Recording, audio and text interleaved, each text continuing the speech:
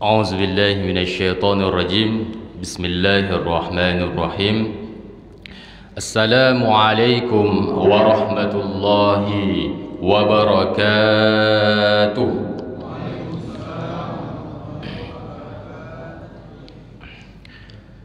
Nampaknya kurang semangat Pak Bu ya. Saya pantunlah pagi ini. Jalan-jalan ke Taman Karya, singgah sebentar membeli tomat. Kalau Bapak Ibu ingin bahagia, maka jawab salam dengan semangat. Assalamualaikum warahmatullahi wabarakatuh.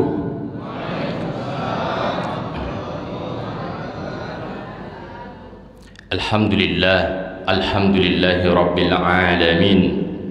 Wassalatu wassalamu ala nabiyil karim Muhammadin sallallahu alaihi wasallam. Ashhadu an la ilaha illallah wa ashhadu anna Muhammadar Rasulullah. Allahumma salli ala sayyidina Muhammad wa ala ali sayyidina Muhammad. Rabbi ishrah li sadri wa yassir li amri wahlul 'uqdatam min lisani yafqahu qawli. Subhanaka la ilma lana illa ma 'allamtana innaka antal alimul hakim. Allahumma anfa'na bima 'allamtana ya Allah wa 'allimna bima lam na'lam. Amin ya rabbal alamin. Yang saya hormati pengurus masjid, terkhusus ketua atau kepala Masjid Al-Muhajirin beserta para pengurusnya, semoga Allah sihatkan selalu, amin ya rabbal alamin. Kemudian RT dan RW, kemudian tokoh masyarakat, alim ulama, cerdik pandai, bil khusus para guru-guru yang ada di sini, dosen, salam ta'zim, salam hormat saya. Semoga disihatkan juga oleh Allah Subhanahu wa taala. Kemudian Bapak Ibu, abang-abang, kakak-kakak mahasiswa, anak-anak kita. Tadi ramai anak-anak Pak, Bu. Hilang ya, Bu. Hilang. Saya agak lambat memang sembahyang tadi. Anak-anak belakang memang agak ribut. Sekilas mata saya memandang ada jamaah membatalkan sholat untuk mengatur anak-anak, untuk mengatur Pak Bu, kena pukulan anak-anak mungkin kan. Tapi tidak itu anak-anak pergi, karena memang biasanya anak-anak kalau bulan puasa ini gadang Pak ya, gadang, kemudian sahur, kemudian ngantuk, balik tidur. Itu malaikat-malaikat Allah yang hadir di dalam masjid. Kalau di Turki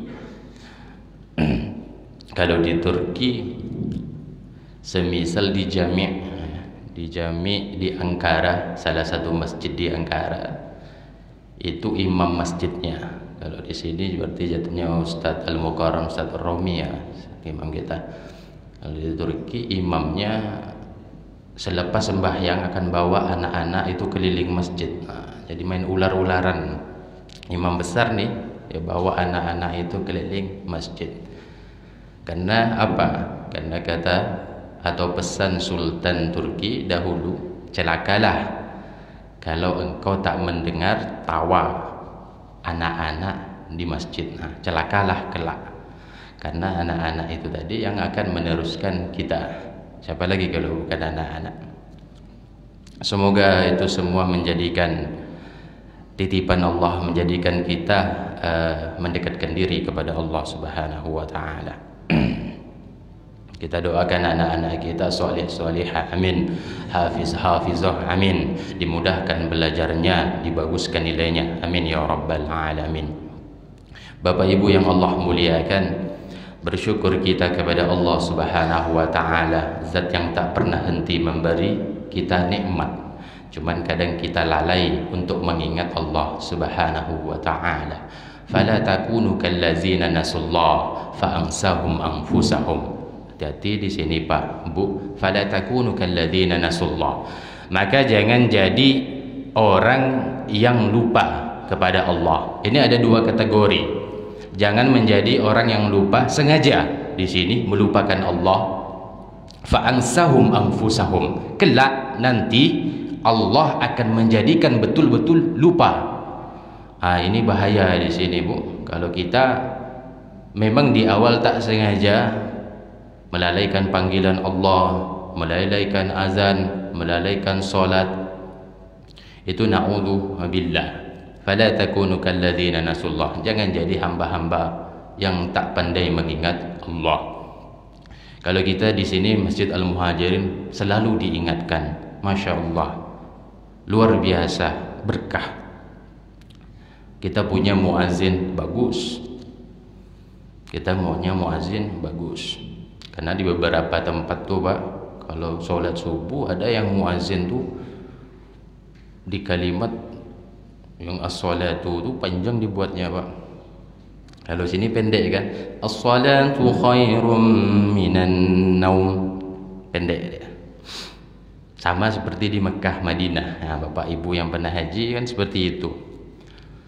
Kalau yang tempat-tempat lain ada juga yang panjang dibuatnya. As-salatu khairum minan naum. Jauh Pak. Dah dibuat macam itu, jauh. Padahal betulnya pendek saja. As-salatu khairum minan naum.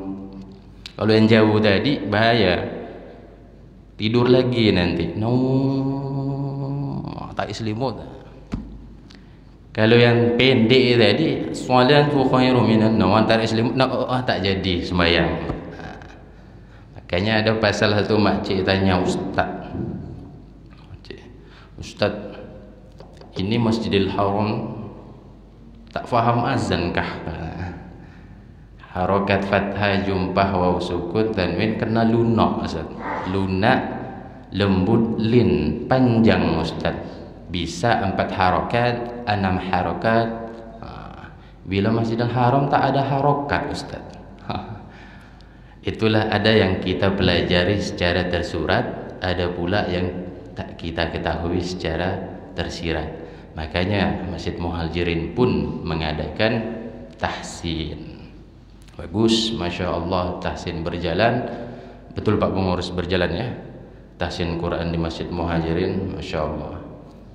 Wal akhdhu bit tajwid hatmun lazim man lam yujawwidil Qur'ana athim. Belajar, ini kata Imam Jazari, wal akhdhu bit tajwid hatmun lazim. Belajar ilmu tajwid itu perkara hukumnya wajib. Man lam yujawwidil Qur'ana athim. Yang membaca Al-Qur'an tidak ditajwidkan dosa. Kategori di sini dosa kecil. Bukan dosa besar Pak Bu.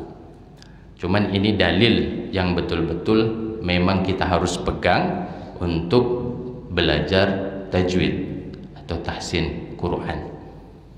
Ya.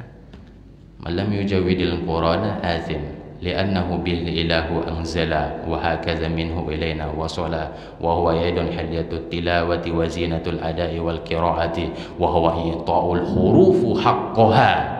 Dengan apa? Memberikan huruf-huruf itu haknya. Misal dia hak huruf ain makhrajnya di mana? Huruf ha, kha itu di mana? Diberikan haknya. Wa ital huruf wa haqqaha min sifatin laha wa mustahaqqaha. Sifat-sifat hurufnya, mustahak hurufnya. Karena satu huruf itu Bu, gaji-gajinya pasti minimal punya 5 sifat, entah dia hamzkah, jaharkah, ismatkah, idlakkah. Itu ada semua nanti pelajaran tahsin. Alhamdulillah di masjid kita ini Masya Allah semua itu ada. Jadi jangan sampai kita melupakan nikmat Allah. Bapak Ibu yang Allah muliakan, terkait pula dengan mengingat Allah ataupun bersyukur kepada Allah. Kadang-kala kita rasa hidup kita ini sempit, banyak masalah, tak kunjung selesai.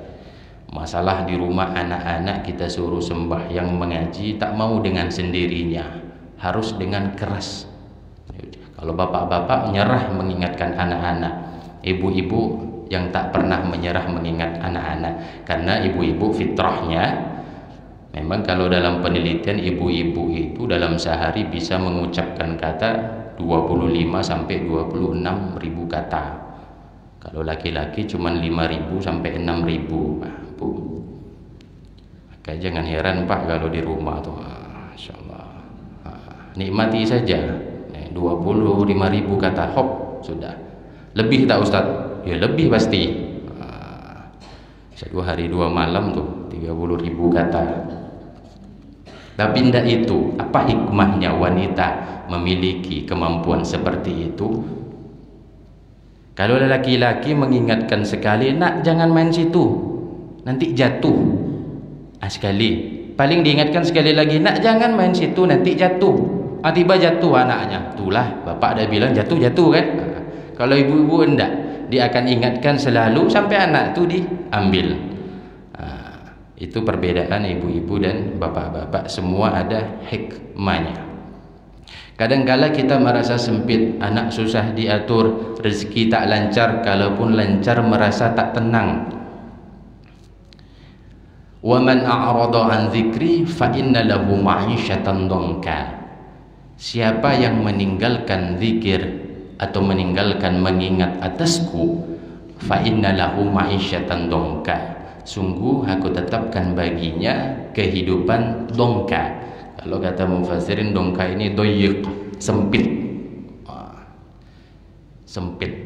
Itu ada faktor X. Kenapa semua itu hidup sempit, rezeki tak lancar, semuanya ada faktornya. Maka daripada itu, jadilah orang-orang yang beriman, alladzina yadhkuru rabbahu dzikran katsira.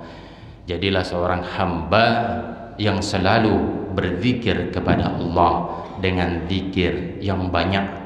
Maksudnya apa Ustaz yang banyak di sini? Banyak tafsiran. Idza qama ar-rajul, ketika seorang suami laki-laki bangun. Idza qama ar-rajul fi lail, di tengah malam. Wa aiqadha ahlu, lalu ia membangunkan istri. Wa shallaya, mereka berdua sembahyang malam. Kataballahu lahum dzikran katsira. Allah akan mencatat ibadah mereka sebagai zikir yang banyak. Ini juga termasuk bangun istriku, sembahyang kita. Semoga Allah esok menjadikan kita hamba yang berzikir banyak. Ada yang membataskan pula zikir itu subhanallah, alhamdulillah, Allahu akbar. Betul lafaz zikir itu, tapi pada intinya zikir itu, ini kata mufassir, zikir itu segala bentuk perilaku yang mengingatkan kita kepada Allah Subhanahu wa ta'ala. Pergi dia ke pantai, dia mentadaburi, Masya Allah, lautan ini, dia berzikir kepada Allah Subhanahu wa ta'ala. Pergi dia ke gunung, dia mentadaburi hutan-hutan yang ada di sana, berzikir dia kepada Allah Subhanahu wa ta'ala. Bapak Ibu yang Allah muliakan, semoga kita istiqomah. Allah berikan istiqomah yang selalu kita bahas kemarin-kemarin, perkara kecil lebih baik, tapi terus menerus kita kerjakan. Salah satunya berzikir kepada Allah Subhanahu wa ta'ala. Ini pun di masjid ini sudah dikerjakan Mbak ya, setelah sembahyang berzikir. Memang tak ada itu tuntunan segala macam berzikir ramai-ramai, susah. Cuman apa? Itu untuk ta'lim, untuk anak-anak kita yang tak sempat mengajarkan anak-anaknya berzikir. Itu di masjid kita ajarkan untuk ta'lim. Itu lama-kelamaan anak-anak akan hafal. Tak payah ibu bapak memaksakan hafalkan zikir lepas sembahyang, tak payah. Nanti akan otomatis kalau dia sering ke masjid 5 waktu akan hafal zikir kepada Allah Subhanahu wa ta'ala. Bersolawat kita kepada Nabi sallallahu alaihi wasallam dengan kalimah Allahumma salli ala sayyidina Muhammad wa ala ali sayyidina Muhammad. Semoga cinta kita kepada Nabi Muhammad sallallahu alaihi wasallam tak berkurang, bahkan bertambah selalu. Semoga cinta kita ibarat Laila Majnun. Dulu ada Laila, kisahnya Pak, Laila Majnun, saking ikatan cintanya kuat itu sampai terkenal kisahnya. Tak perlu saya kisahkan di sini karena kajian kita pagi ini tidak itu Pak Bu ya, panjang pula nanti. Semoga kita tersyafaati pula kelak di yaumil akhir. Amin ya rabbal alamin. Innallaha wa malaikatahu yusholluna 'alan nabi ya ayyuhalladzina amanu shallu 'alaihi wa sallimu taslima. Bapak Ibu yang Allah muliakan, melanjutkan kajian kita. Kapan kajian kita kemarin tuh Pak? Minggu lalu ya. Minggu lalu masih tentang khati'atu Adam, kesalahan Nabi Adam. Ustadz nih kok kajiannya suka betul cari-cari salah. Ndak itu. Mencari kesalahan itu perlu untuk mendatangkan taubat, terkhusus di bulan suci Ramadan. Saya 2 hari ini, 2 malam ini sampai tengah malam, sampai jam 1 Pak, karena saya pernah sampaikan kemarin, bolak-balik Polres untuk menerjemah, hanya untuk menerjemah. Polisi sampaikan ke tersangka, kemudian disampaikan lagi, itu saya sebagai penerjemah. Jadi saya pun masuk ke tahanan. Sedih nengok Pak Bu, kita di sini di luar sihat selalu, alhamdulillah. Bisa kita menghirup udara, alhamdulillah. Masya Allah, kita bebas di luar. Saya sering jenguk ke sana, saya tengok, ya Allah, ada anak yang jenguk bapaknya, sedih tengok. Ada istri jenguk suami, atau sebaliknya. Ada juga yang punya anak bayi, istri datang gendong 2 anak bayi, dia jenguk suaminya. Semua menangis. Semua menangis. Apa sebab orang-orang itu ditahan? Ini baru di dunia, karena khoti'ah, karena kesalahan di dunia. Allah kasih ujian untuk itu. Maka daripada itu, insya Allah kajian kita ini untuk mendatangkan taubat kepada Allah Subhanahu wa ta'ala. Amin. Melanjutkan kemarin khati'atu Adam wa maksiatu iblis. Bapak Ibu yang Allah muliakan, dikatakan di sini kesalahan Adam, bukan maksiat Adam. Padahal kalau kita kaji-kaji, Nabi Adam kan melakukan kesalahan, melakukan kemaksiatan juga kepada Allah Subhanahu wa ta'ala. Maka timbul pertanyaan syuruk Pak ya? Belum. Cepat nih, dingin Pak Bu nih kan, musim hujan nih, memang ngantuk. Saya balik semalam kehujanan juga Pak Bu, Masya Allah. Jam 1 saya balik sampai rumah semalam tuh. Masya Allah. Kesalahan Nabi Adam tak disebutkan kemaksiatan Nabi Adam, tapi kalau iblis dikatakan di situ maksiatu iblis, kemaksiatan iblis. Apa sebab? Apa perbedaan kedua ini sehingga tak dikatakan dua-duanya bermaksiat? Yang pertama, Nabi Adam hina fa'ala dzalik, di dalam ini ahad qudsi ini dikatakan ketika melakukan makan buah khuldi itu Pak Bu, sawara syaitan.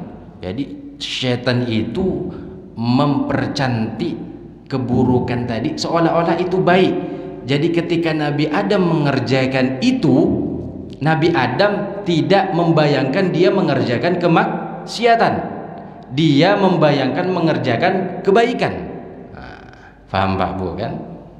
Berbeda dengan iblis, ketika dia bermaksiat. Maksiat iblis banyak, nanti di awal itu tentang dia tak mau patuh kepada Allah Subhanahu wa ta'ala.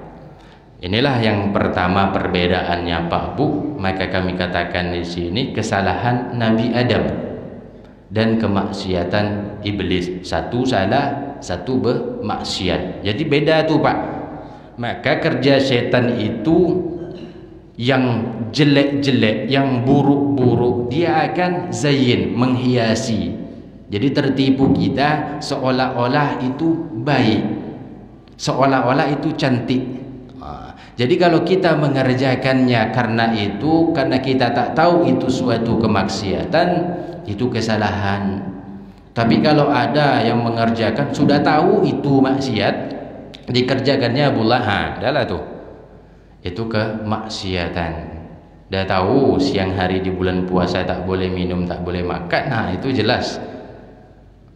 Saya minum Ustadz, saya tak menggambarkan saya bermaksiat kepada Allah. Macam mana? Jelas itu kemaksiatannya, jelas itu kelalaian. Semoga Allah menjaga itu daripada kita semua.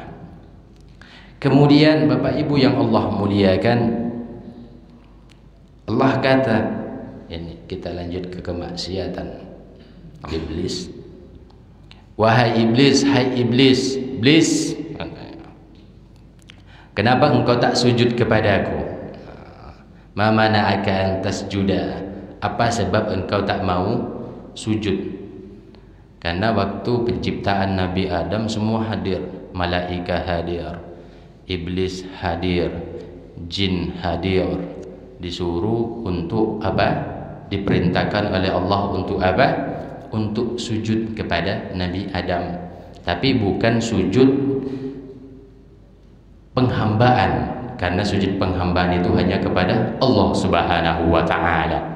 Kalau di sini dikatakan sujudnya itu hanya membungkuk, Pak, Bu.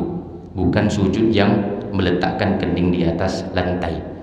Jadi hanya membungkuk. Bapak Ibu kalau nengok orang-orang Jepang, mungkin kira-kira seperti itu sebagai penghormatan.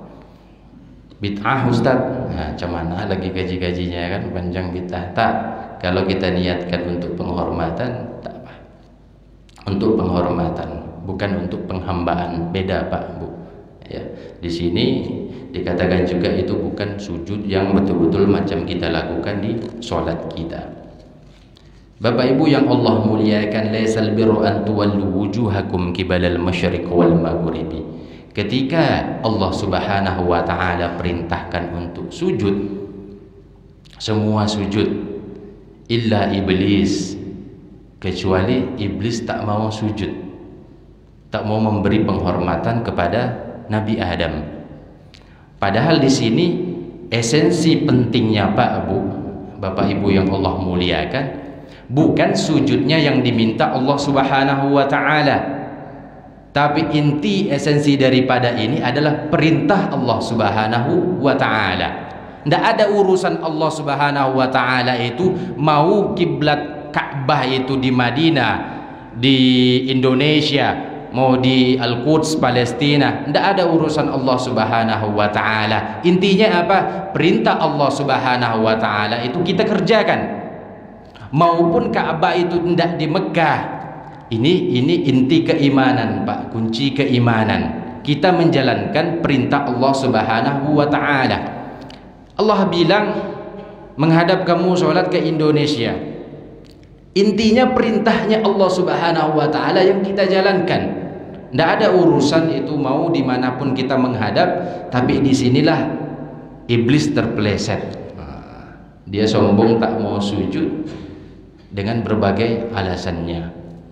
Walaupun seluruh muka bumi ini ciptaan Allah Subhanahu wa taala, tak sujud kepada Allah kala itu tak mengurangi esensi Allah sebagai Tuhan semesta alam. Jadi inti bukan daripada kita menghadap kemana, kiblat itu di mana, tapi inti perintah Allah Subhanahu wa taala. Semisal Allah perintahkan kita untuk sholat menghadap ke tempat yang lain, yang kita ikuti arah kiblatnya apa perintahnya? Perintahnya, ya kan Pak? Inilah iblis yang tak mau nurut mengikuti perintah Allah Subhanahu wa taala. Jadi tak ngaruh Pak Bu, kalaupun kala itu tak ada yang sujud kepada Allah Subhanahu wa taala, tak akan berpengaruh kepada Allah, karena Allah tetaplah Allah, Tuhan semesta alam. Bapak Ibu yang Allah muliakan, jadi itulah inti keimanan, bukan tentang menghadap ke timur atau ke barat, tapi tentang bagaimana kita menjalankan syariat, menjalankan perintah Allah Subhanahu wa taala. Itulah esensi keimanan ataupun esensi ketaatan kepada Allah Subhanahu wa taala. Bapak Ibu yang Allah muliakan, lalu bagaimana yang dimaksud dengan terpelesetnya iblis? Di dalam surat Al-Kahfi, wa idz qulna lil malaikati isjudu, Al-Kahfi ayat 50 ya Pak Imam ya. Wa idz qulna lil malaikati isjudu li Adam fasajadu illa iblis kana minal jin. Di sini diterangkan lagi ketika Allah meminta untuk semuanya memberi hormat sujud kepada Nabi Adam, semua sujud Pak Bu, illa iblis, kecuali iblis, kana minal jin. Dulu iblis kana minal jin, iblis ini daripada bangsa jin.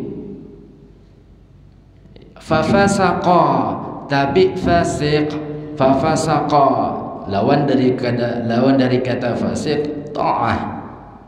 Dulu iblis itu sebelum jadi iblis Pak Bu taat. Iblis sebelum jadi iblis taat Pak Bu. Saking taatnya pernah hidup berdampingan dengan malaikat, makhluk Allah yang taat, tapi dia laisa minal malaikah, bukan daripada kaum malaikat, karena malaikat tak pernah bermaksiat kepada Allah, akan tetapi selalu taat kepada Allah Subhanahu wa taala. Kana minal jin, iblis adalah daripada jin. Sebelum jadi iblis taat, sangat taat, sampai taatnya itu menyandingi malaikat, pernah hidup bersama dengan malaikat. Itu ada di dalam surah Al-Kahfi. Fafasaqa an amri rabbi, tapi ia tak ikuti perintah Allah Subhanahu wa taala. Jadi masih tentang iblis, lafaz di sini ada lafaz illa istitsna namanya Pak Bu. Kalau di tafsir Jalalain itu lafaz ini dikatakan ada lafaz namanya muttasil, istisnai muttasil. Ini macam-macam tafsir juga Pak Bu. Jadi kalau ditafsirkan di sini tafsir Jalalain, dia katakan kalau lafaz istisnai ini muttasil, ini jin masuk daripada golongan malaikah. Bisa jadi masuk orang. Kalau muqati dia tak masuk, tapi dia daripada nenek moyang jin, nenek moyang iblis. Ini ada macam-macam penafsiran untuk iblis ini. Bapak Ibu yang Allah muliakan, maka malaikat itu tak ada keturunan, tapi iblis ada keturunan sampai sekarang, karena dengan sesuai janjinya dia akan menggoda manusia sampai mengikutinya masuk ke neraka. Nanti kita bahas bagaimana menggodanya, bagaimana menyesatkannya iblis itu. Bapak Ibu yang Allah muliakan, itulah iblis tadi yang daripada bangsa jin yang kemudian kufur, fasik. Dia tak taat lagi kepada Allah. Ketika pun ditanya, Allah tak serta-merta, ini ada hikmahnya. Ketika iblis itu menolak, Allah tak serta-merta mengatakan, padahal Allah tahu mengapa iblis ini menolak untuk sujud. Itu di Al-Baqarah ada, aba wastakbara. Wa idh qulna lil malaikati isjudu li Adam fasajadu illa iblis aba wastakbar. Ketika diminta untuk sujud kepada Nabi Adam, tak mau Pak Bu. Aba wastakbar, dia abai, sombong. Makanya ada pula yang mengatakan orang yang bermaksiat itu tobat kemudian dia meminta ampun kepada Allah, itu lebih baik daripada orang alim cuma merasa dia ada kesombongan di dalam hatinya. Repotnya di situ Pak Ambu, untuk menjaga agar kita tidak riya, tidak sombong, walaupun kita ibadah alhamdulillah lancar 5 waktu di masjid. Hati-hati, jangan sampai ada kibir di dalam hati, karena tak masuk surga kalau ada kesombongan di dalam hati. Tak ada, sia-sia, akan sia-sia. Ini saya sudah sembahyang masjid 5 waktu, tahajud saya kerjakan, sedekah infak sudah semua. Hati-hati, itu bisikkan pula iblis setan tu masuk nanti untuk agar kita sombong, maka sia-sia pula amalan-amalan itu. Bapak Ibu yang Allah muliakan, aba wastakbara, abai iblis, istikbar, sombong. Allah tak langsung tuduh. Kalau Allah kala itu bilang, mengatakan, iblis langsung akan menjawab. Kalau Allah langsung bertanya kala itu, kenapa engkau tak mau sujud? Kenapa engkau tak mau kasih hormat dengan Nabi Adam? Engkau sombong iblis. Akan dijawab oleh iblis memang, iya saya sombong ya Allah. Tapi Allah tak, ada hikmah di sini. Jadi ketika kita melihat sesuatu, jangan tajarru', jangan buru-buru menghukuminya kafir.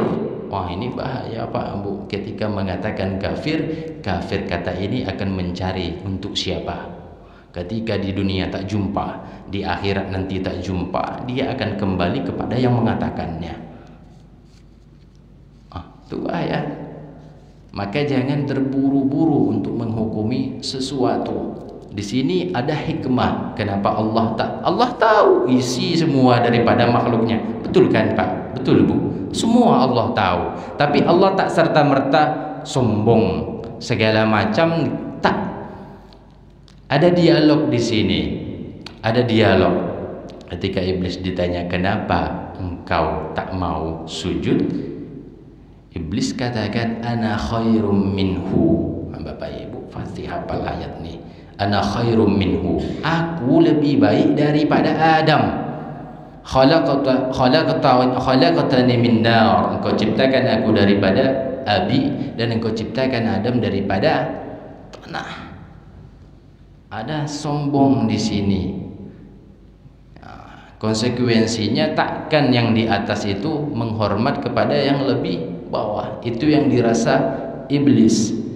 Makanya Allah butuh pembuktian yang lebih jelas. Hikmahnya apa? Ketika ada perkara, ketika ada masalah, jangan langsung dihukumi, jangan langsung dikatakan atau dicap. Banyak sekarang cap-cap kafir atau segala macamnya. Bisa jadi kita yang belum paham perkara tersebut. Itu Bapak Ibu yang Allah muliakan, Allah ajarkan kepada kita jangan terburu-buru. Ini Pak Bu, seiblis-iblisnya pun iblis masih diklarifikasi oleh Allah Subhanahu wa taala. Sejahat-jahatnya iblis, seingkar-ingkarnya, sesombong-sombongnya, seiblis-iblis tu iblis Tuhan, berbuat dia ingkar kepada Allah pun tak mau ikut perintah, Allah klarifikasi. Allah tabayyun namanya Bu. Allah tabayyun. Allah tanya kan? Hingga apa? Hingga dia sendiri yang akan mengakuinya. Saya lebih baik daripada Adam. Paham Bu? Paham Pak kan? Saya lebih baik daripada Adam. Saya cipta dari api, Adam daripada tanah. Ada sombong dalam hati ya. Bagaimana sombongnya Qarun? Ini atatufu min ilmin indi. Apa-apa yang aku dapatkan ini harta-harta daripada akal jeripayahku. Qarun tuh saking kayahnya kan, di Al-Quran tak terbawa kunci-kunci hartanya itu dengan orang-orang sedikit. Setidaknya 10 pemuda besar tuh baru terbawa kunci-kunci harta. Jadi kalau sekarang ini ada orang kaya sombong pula, mohon maaf lah Pak, belum selevel korun. Tidak ada yang bisa kita sombongkan untuk sekarang ini, untuk di dunia ini. Apa? Kita sama-sama manusia, apa yang mau kita sombongkan? Sesungguhnya kesombongan itu daripada setan pula. Tak ada yang bisa kita sombongkan Bapak Ibu yang Allah mulia. Telinga pun kita bawa kotoran, di hidung pun ada kotoran, mata ada yang namanya tai mata, di mana-mana ada kotoran. Itu yang kita bawa sehari-hari, itu pula kita yang mau sombongkan di manusia. Itu pula yang mau kita sombongkan kepada Allah Subhanahu wa ta'ala. Apa yang berlaku kepada Qarun, Allah tenggelamkan dengan kesombongannya. Hingga sampai saat ini pun kalau kita jumpa benda di bawah tanah tuh, kita sebut apa? Harta karun. Memang saking banyaknya harta si Qarun nih. Jumpa benda-benda padahal bukan emas, bukan nomor harga. Jumpa harta karun. Jumpa kotak-kotak harta karun. Bapak Ibu yang Allah muliakan, itulah tadi kenapa iblis kemudian dia kiber, sombong di dalam hatinya. Maka daripada itu kita berlindung daripada sifat-sifat yang menjatuhkan kita, terlebih sifat kiber, karena mudah sekali masuk riya juga masuk ke dalam hati. Ini adalah penyakit. Jadi jangan sembarang memuji Pak Bu. Nabi-nabi palsu itu muncul itu karena hasutan pujian dari kawan-kawannya. Pak Junaidi cocok jadi nabi nampaknya Bapak. Dakwah aja Pak. Iya. Hati-hati memuji. Contoh, ini bisa menjerumuskan saudara kita. Ini contoh, imam. Wah, kita punya imam suara bagus, dipuji terlalu berlebihan hingga nanti menimbulkan rasa di hatinya ada riya, ada ini. Itu siapa yang memulai? Mulut nih. Bapak soleh kali, bapak solat 5 waktu, ibu solat 5 waktu ke masjid, ibu cantik kali. Iya, saya memang cantik. Itu ibu-ibu ya. Iya, ibu beli mana makeupnya? Ini saya beli. Jangan dipuji. Ketika pun dipuji, kalau sudah dipuji ini kan kita tidak menghindari pujian. Ketika sudah dipuji, adabnya apa? Qulil hamdulillah. Segala pujian itu adalah milik Allah. Jangan pula senang dipuji, ya Allah. Jadikan pujian itu hinaan. Kalau untuk dalam ibadah ini gitu. Karena sedikit saja kita salah mengartikan itu. Ustaz suara cantik, suara bagus, merdu Ustaz. Saya suka Ustaz ngimamnya. Itu ya Pak Bu. Qul alhamdulillah. Ucapkan saja alhamdulillah. Cukup.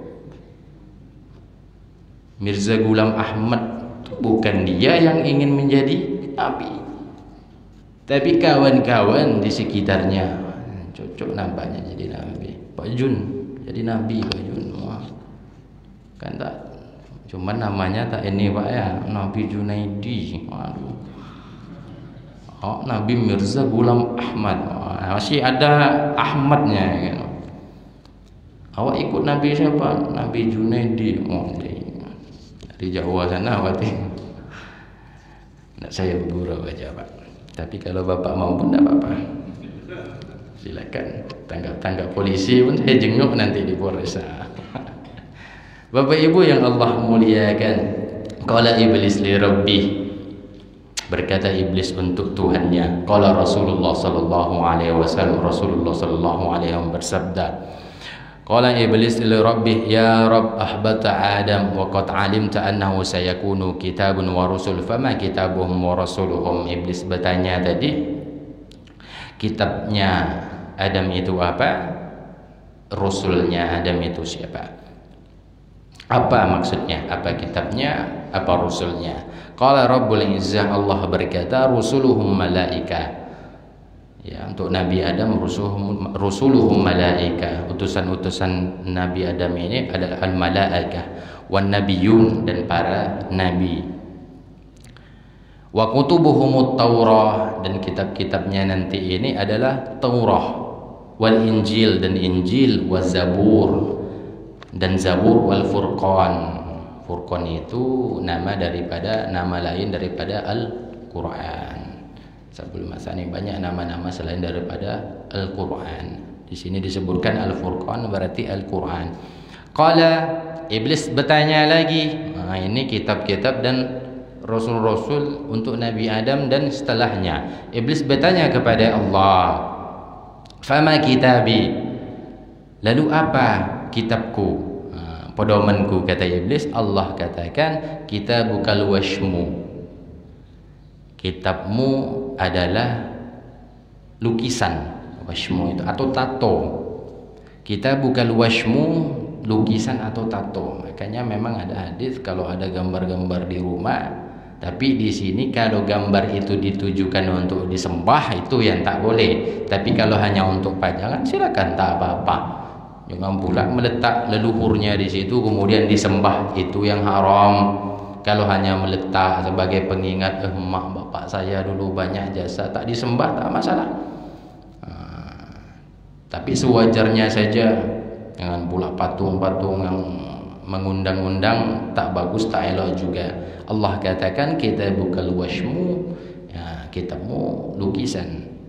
Wa qur'anuka syi'ra, dan Qur'anmu itu asy-syi'ra, syair, lagu. Lagu di sini lagu yang melalaikan, Pak. Tak payah lagi perdebatkan bagaimana hukum lagu. Nanti panjang pula lagi. Cukup lagu yang melalaikan. Judi meracuni keimanan. Lalai tak, Bu? Bagus. Bagus, Pak. Bapak idola Roma Irama memang kan.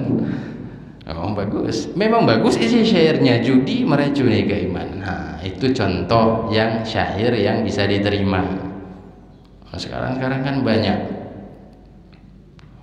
Pandailah Ibu mencontohkan lagu-lagu TikTok atau apa kan. Nah. Wa rusulukal kahana, dan rusulmu, utusan-utusanmu daripada apa? Kahin, dukun-dukun. Jadi kalau kerja sama dukun dengan iblis nih, mantap, Pak. Saya mau kirim sihir untuk si fulan. Iblis nanti punya kontrak. Punya kontrak. Biasa kontrak sini berlaku 1 tahun. Kalau ini belum mengena si yang disihir, ini takkan berhenti, Pak. Ini berlaku hukum sihir, dia akan ada kontrak dengan kahin ataupun penyihir.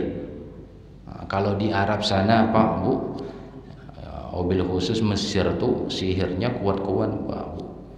Kuat-kuat dalam hal perceraian, talak.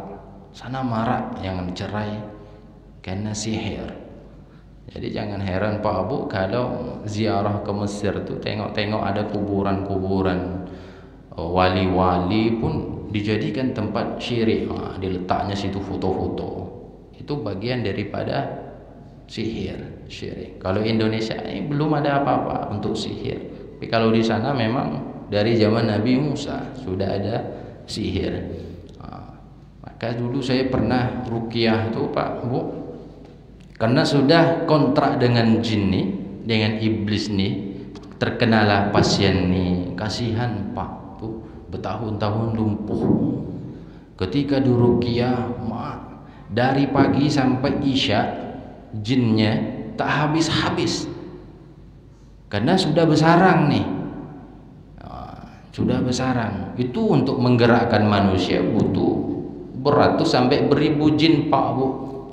Jadi jangan dibayangkan satu jin pun masuk kemudian menguasai manusia, itu susah juga. Tapi butuh pasukan banyak, karena mereka pasukan. Kalau di hadis Bukhari Muslim itu ada yang makna hadisnya, iblis ataupun jin itu punya kerajaan di atas laut. Di atas laut dia suruhlah tentara, bala tentara untuk melaksanakan tugasnya menggoda manusia. Hingga ia kembali, dia kabarkan, saya sudah goda manusia. Datang lagi, melaporkan, saya sudah menggoda manusia. Tadi saya tinggalkan manusia tersebut, dia sudah bercerai. Kemudian dia dipuji oleh pemimpinnya, engkaulah sebaik-baik setan. Bingung pula saya, sebaik-baik, ada pula baiknya setan. Maksudnya sekeren-kerenlah setan itu, itulah yang berhasil tadi memisahkan suami istri tadi. Itu di hadis Bukhari Muslim ada. Jadi setelah diruqyah, banyak jin, 1, 2, 3 keluar, puluhan, bahkan ratusan pun tak mau keluar langsung sekaligus, karena pemimpinnya ada di dalam. Dia keluarkan kroco-kroco, ya anak buah kau keluar. Tipu jin ini pandai tipu Pak, pandai, hati-hati. Ini ada praktisi-praktisi ruqyah juga mungkin di sini. Tak bisa kita percaya omongan jin. Tak boleh pula ketika ada kesurupan, kopi kata yang kesurupan, jangan dibuatkan kopi, karena itu akan menjatuhkan martabat sebagai manusia. Masa mau diperintah jin kopi, telur, teh telur, lontong sayur, banyak minta jin nih. Karena ini ada terjadi di daerah Inhil. Jin tuh minta diselamati, dipontokkanlah kambing. Jin harimau, potongkan kambing. Masih juga mengganggu, merasuki orang di sana. Dia minta ayam hitam, payah cari ayam hitam tuh Pak, semua hitam. Dia minta telur, semua dituruti. Terakhir minta sapi Pak Bu, minta sapi, dituruti pula. Nah untuk keselamatan, ndak mau pergi pula, tetap masuk. Akhirnya apa, yang punya kebun tadi berkelahi sama yang dirasuki ini. Saking kesalnya dituruti. Maka tak bisa kita percaya dengan jin, percaya dengan setan, percaya dengan iblis. Nanti kita jelaskan sedikit tentang setan. Apa beda setan dengan iblis ini? Sama tak? Itu Bapak Ibu yang Allah muliakan, berlaku tadi kontrak iblis dengan dukun sihir untuk mengirimkan. Tuh hati-hati Pak. Makanya kita bermasyarakat, bersosial, selalu kita meminta maaf, jangan sampai ada yang tersinggung. Biasa ada karakter orang pendiam, diam-diam nyantet dia. Diam-diam apa Bu? Nyantet. Itu bahaya. Akhirnya yang tadi pasien itu sudah diruqyah, alhamdulillah sudah keluar semua. Cuman kasihan, karena jin ini tak mau dia. Kalau sudah terikat janji kontrak dengan seorang dukun, tak mau dia untuk melepaskannya, dia akan terus. Itu karakter iblis. Sedikit lagi, wa ta'amuka ma la yuzkar ismullah rabbi. Dan makanan jin, makanan iblis itu adalah semua yang tak dibacakan nama Allah, yang tak bismillahirrahmanirrahim, itu makanan iblis. Lanjut apa? Wa syarabuka kullu muskar, dan minumanmu semua yang memabukkan, musakkar, khamar. Itu minuman iblis. Wa sidquka kadzib. Ini tadi baru kita bahas, ucapanmu itu kebohongan. Allah nih yang cakap kebohongan, jadi tak bisa kita percaya. Wa baitukal hammam, dan rumahmu adalah kamar mandi. Bapak Ibu jangan lama-lama mandi.